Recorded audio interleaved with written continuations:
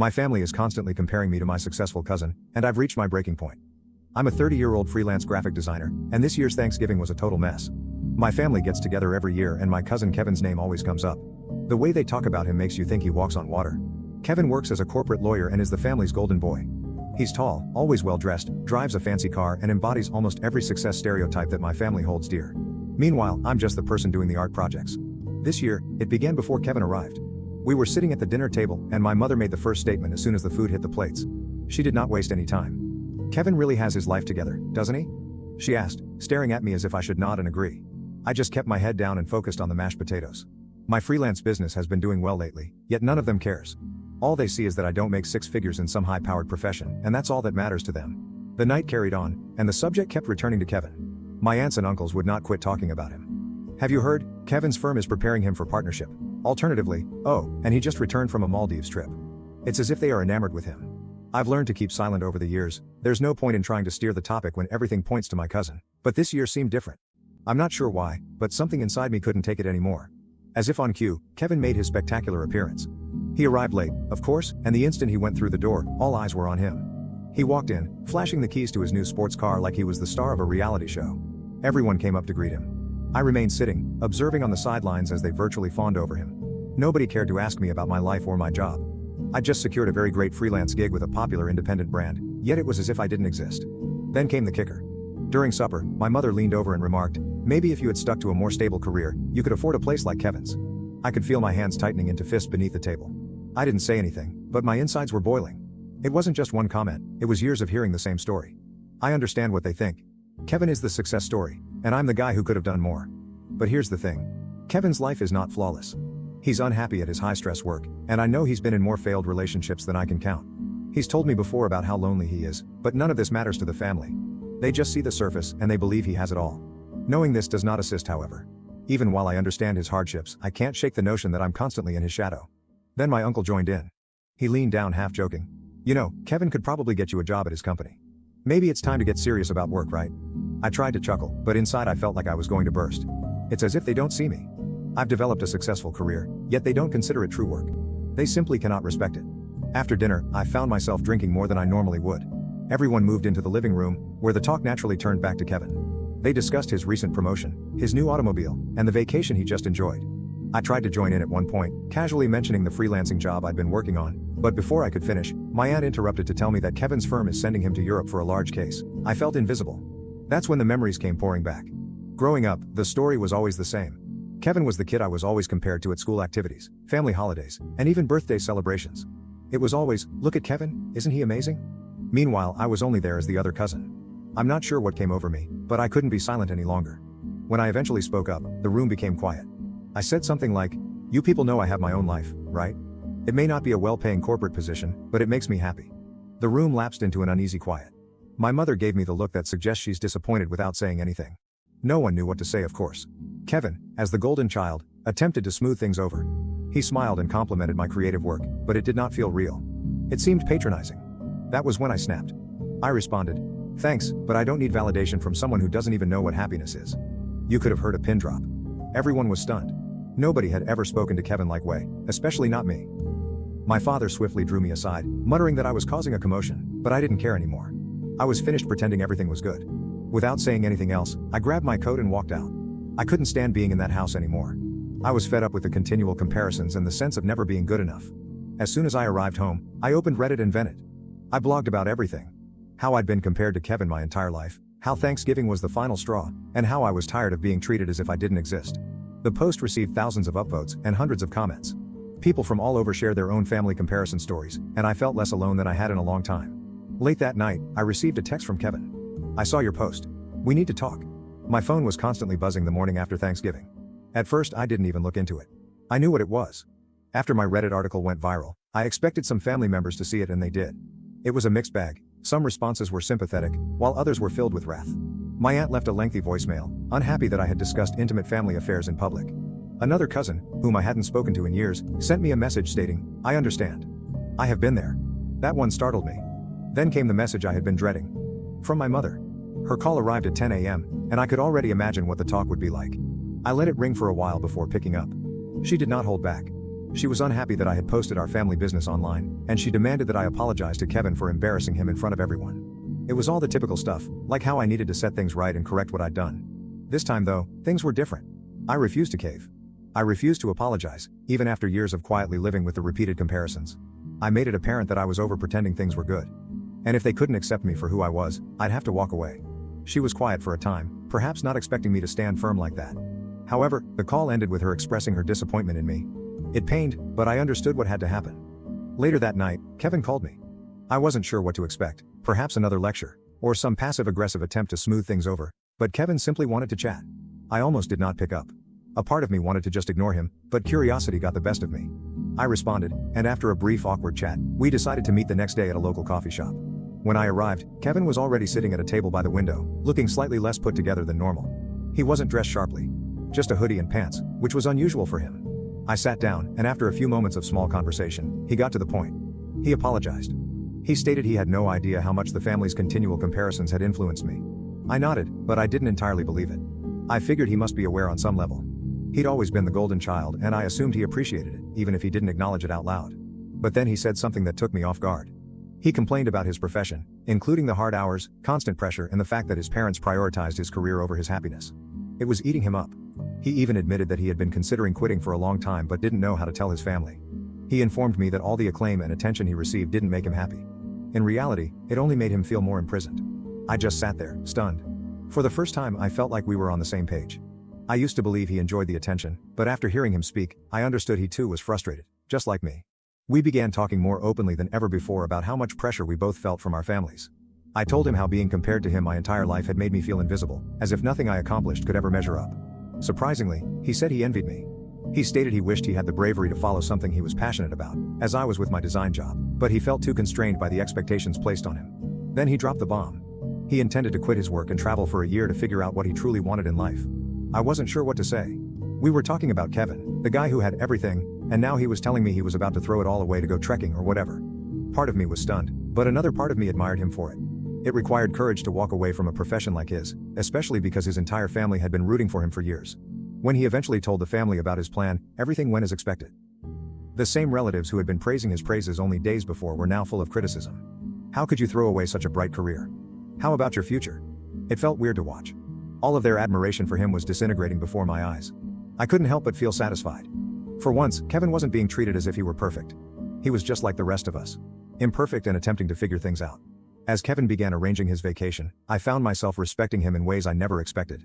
He was taking control of his life by doing what he wanted rather than what others expected of him. And for the first time, I didn't feel as if I were living in his shadow.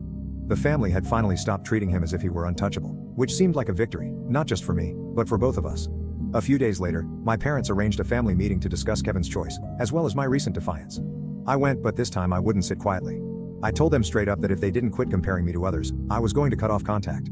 I was not going to allow them to continue to make me feel inadequate. There was a lot of tension in the room after that, but I wasn't concerned. I had finally uttered everything I needed to say. I left the conference with a peculiar sensation of peace. I had no idea what would happen next with my family, but for the first time, it didn't matter. I was finally living life on my own terms, and it felt great. Update 2. 2 weeks had passed since the family gathering, and I hadn't spoken with my parents. Honestly, the silence seemed like an odd combination of relief and anguish. On the one hand, I was emotionally exhausted by the entire process, but on the other, I finally felt at ease knowing I had stood my ground. The last thing I told them was clear: if they didn't stop comparing me to Kevin, I was going to terminate communication. It had left them astonished. And the silence. Yeah, they were trying to find out how to reply.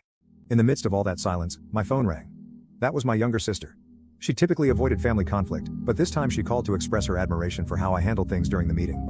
She told me she had also felt the burden of family expectations but had never been brave enough to speak up. Hearing that was surprising, yet it made sense. She's always been in the background, never making waves, so I guess I never considered that she may be feeling some of the same weight I was. Meanwhile, Kevin was already making moves. I received a message from him stating that he had sold his sports vehicle and was reducing his residence in preparation for his extensive trip plans. The guy didn't waste any time. I couldn't help but be surprised by how quickly he was going, but I had to appreciate it. He was truly taking control of his life and doing things that made him happy, which surprised me. It was bizarre to see him transition from the ideal corporate person to someone who consciously chose to walk away from it all. But the biggest surprise happened a few days later. I was sitting at home, surfing around Reddit, when my phone buzzed again. It was my father. My father isn't one for long chats or dramatic speeches, so when I saw his name come up, I didn't expect much. But when I opened the message, I was floored. It was a quick statement. "I'm proud of you for standing up for yourself." That is it. It was a little message, but coming from him meant a lot. For as long as I could remember, my father had always been the silent sort, never displaying any emotion. So receiving this text from him felt enormous. Of course, not everyone agreed with the way things had gone. One of my aunts called and blatantly tried to guilt trip me into apologizing to my mother.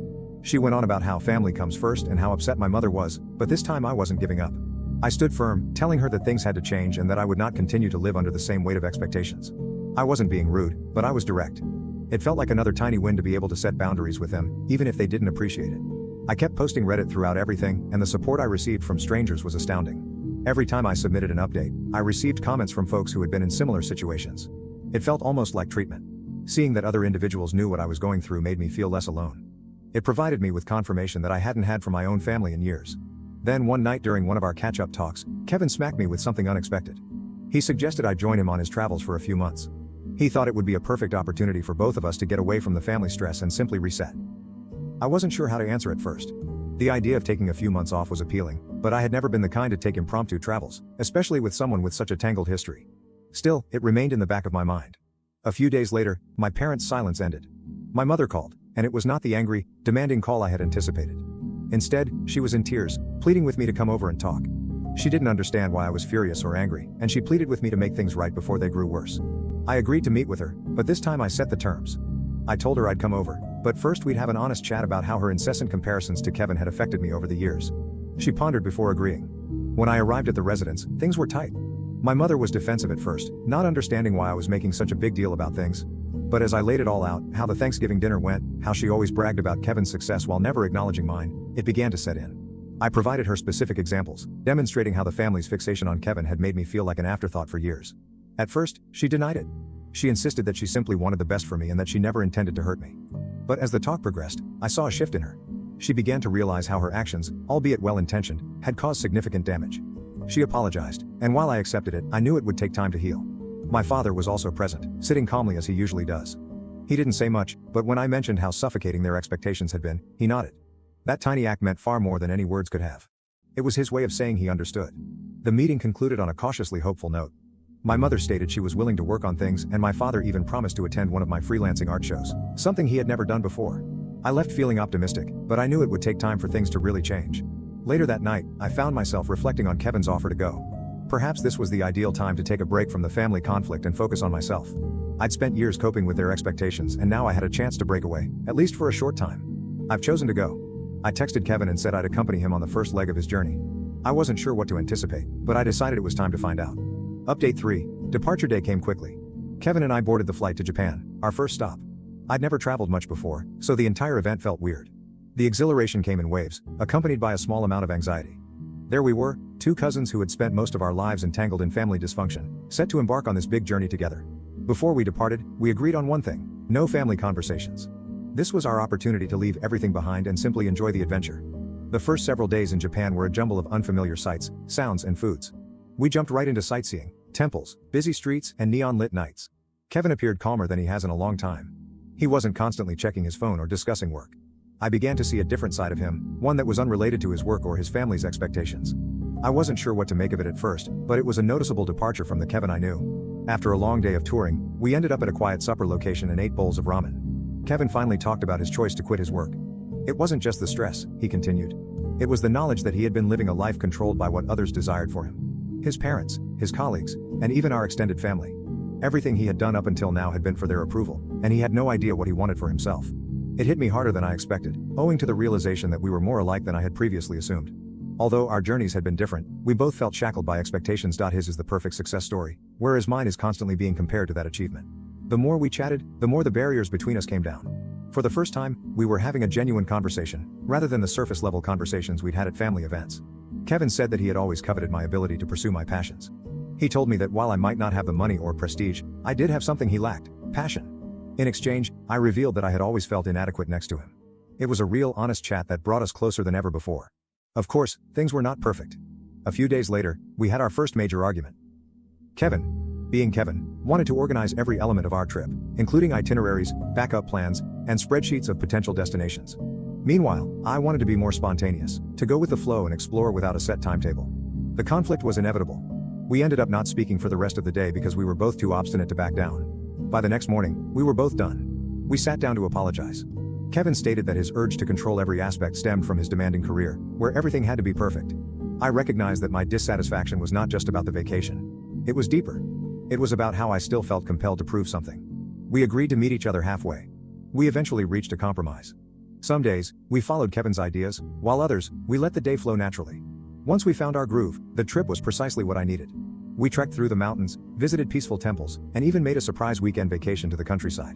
The longer we were traveling, the lighter I felt. It was like peeling away layers of anticipation with each new experience. I began to regain my joy, not just in life, but also at work. I even got out my sketchbook for the first time in months to draw scenes from the trip that had inspired me. Throughout, my phone rang with texts from home, largely from my mother. She sent updates on how things were progressing, but I kept my comments brief. I wasn't ready to go back into that environment just yet. Then one day, I received a message from my father. "Hope you're finding what you're looking for." It read brief and straightforward, but it had a lot of weight coming from him. I did not answer immediately, but the message lingered with me. As Kevin and I continued our journey, he began to worry about what he would do when it was all done. He didn't intend to return to corporate law, but he wasn't sure what the next step was. One night, I proposed that he consider consulting or teaching law part-time. For the first time, he appeared open to the notion. It was an odd shift. Kevin, who had always been certain of his path, was now exploring something quite different. But it felt like a positive change. One night, while scrolling through Reddit, I decided to share a reflection on how the trip had affected my outlook. I discussed letting go of the desire for family approval and how my relationship with Kevin had evolved from rivalry to mutual respect. It felt good to share, and the responses poured in again, full of encouragement and understanding. A few hours later, my mom texted me. She saw the post and told me she was proud of me for following my dreams. It was unexpected, but for the first time, I felt cautiously optimistic about making things right with her. By the end of the journey, I felt more in control of my life than I had in the past. I was no longer defined by familial comparisons, and for the first time, I felt completely confident in myself. Kevin and I parted ways at the airport. He was going to his next trip, while I was returning home. We both had a better knowledge of each other now, which I never imagined would happen. As I returned to my home life, I couldn't help but feel that it was the beginning of something new. My freelancing company was picking up again, and I had some huge ideas. And perhaps there was something else on the horizon, but more on that later. Update 4. Coming home from my trip with Kevin felt different in a way that I couldn't quite understand at first. Everything in my apartment looked smaller, almost as if it couldn't accommodate the new perspective I'd received throughout our travels. But rather than feeling confined or trapped, I felt more in control, as if I suddenly had room to breathe. I felt clear, and for the first time in a long time, I wasn't weighed down by familial comparisons or self-doubt. I was eager to get back into life full force. When I went back, the first thing I did was catch up on my freelance job. I hadn't imagined how much going away would refuel my imagination. Within days, new ideas flowed, and I felt more motivated than I had in months. I began working with a few new clients, including a well-known company that I'd been wanting to work with for a while. After finalizing the agreement, I made an update on a freelance site regarding the expansion of my firm. The response was astounding. It wasn't just the upvotes or comments. It was the acknowledgement from individuals who understood the grind, who had watched me rage and now saw me thrive. As I returned to my normal schedule, my family began to contact me more frequently. My mother called and invited me to supper, and I noticed my father sending the occasional text asking how things were doing at work. They seemed to be trying, and while I admired their efforts, I remained vigilant. I wasn't going to let myself fall back into the toxic comparisons that had governed my life for so long. I eventually accepted my mom's dinner invitation. I was a little nervous, expecting the same old ritual of hearing about Kevin's newest achievements, but to my astonishment, everything was different. She was truly interested in my trip with Kevin, inquiring about the places we went and what the experience was like. For once, the topic wasn't about Kevin's accomplishments or how I measured up to him. It was nearly normal. During supper, my father said something that caught me completely off guard. He stated he was proud of me for making the decision to travel and pursue my interests. It was a simple comment, but coming from him felt significant. My father has never been one for lengthy emotional conversations, so hearing him accept my choices like that was more significant than he probably understood. It was unexpected support, but it strengthened my belief that I was on the right track. As the weeks passed, I noticed a change in the way my family interacted with me. My mother still made the occasional remark about Kevin, but she quickly caught herself and changed the conversation. It wasn't ideal, but it represented development. More significantly, I wasn't allowing it to affect me in the same way it did before. I finally felt in control of how much their comments influenced me. Then, something unexpected occurred. A few weeks after returning home, Stella and I met at a local art event. We had known each other since college, but I had not seen her in years. She was now a photographer, and we instantly connected over our mutual passion for creative work. We swapped numbers, and before I knew it, we were meeting for coffee later that week. It didn't take long for me to experience something I hadn't felt in a long time, a genuine spark. Around the same time, Kevin called me from Italy. He seemed more cheerful than I had ever heard him. He discussed his trips and the great experiences he'd had. He even said that he had no intention of returning to law. Instead, he was thinking about a passion project he had always wanted to pursue, writing a travel book. Hearing him talk about his future with joy rather than stress was a welcome shift, and I found myself cheering for him wholeheartedly. There was no tension or conflict between us anymore. We were just two people figuring out our own paths. Stella and I hit it off right away after that first coffee date. She was encouraging, positive, and truly interested in my work. For the first time in a long time, I felt like I was with someone who accepted me for who I was, rather than comparing me to others. It was invigorating, and the relationship began to progress naturally. We spent more time together. And as I got to know her better, I understood how much she influenced my creativity. When I introduced Stella to my mother, she instantly asked, "What does she do for a living?" Normally, the inquiry would have made me feel compelled to justify or explain myself, but I didn't feel that way this time. I simply informed her that Stella was a photographer and that I was satisfied with her. My mother must have realized that pushing any further was not going to be successful because she dropped the subject, something that would never have happened previously. A few weeks later, I was presented with another significant opportunity. I was hired by a technology company to manage a design team on a big rebranding. It was the type of job I never imagined I'd be trusted with, and it felt like all of my efforts were finally paying off. I announced the news on an entrepreneurship forum, and the response was phenomenal. I couldn't help but think about how far I had gone from my initial venting post. Speaking of reflection, I published another Reddit post outlining the previous few months and how everything had changed. My relationship with my family, my closeness with Kevin, and my newfound confidence. It all felt like part of a journey that I could finally be proud of. The post went viral, garnering thousands of comments and upvotes from those who had been following along from the start. It was humbling, but also validating, to see how many people connected with my story. Stella had a significant impact on my creativity. Her photography inspired me to try new techniques in my design work, and we began working on little projects together. I felt like my work had gained new depth and purpose since we started dating, and I was excited to see where our cooperation would lead us. I'm now focused on the future. I intend to grow my freelance career, pursue new creative opportunities with Stella, and establish healthy boundaries with my family. I'm not completely healed from the years of comparison, but I'm on the right path. I can feel significant changes coming, and I'm ready for whatever happens next. Thank you for watching. If you haven't subscribed yet, please do so and hit the notification bell to stay updated with more shocking real-life stories happening around you.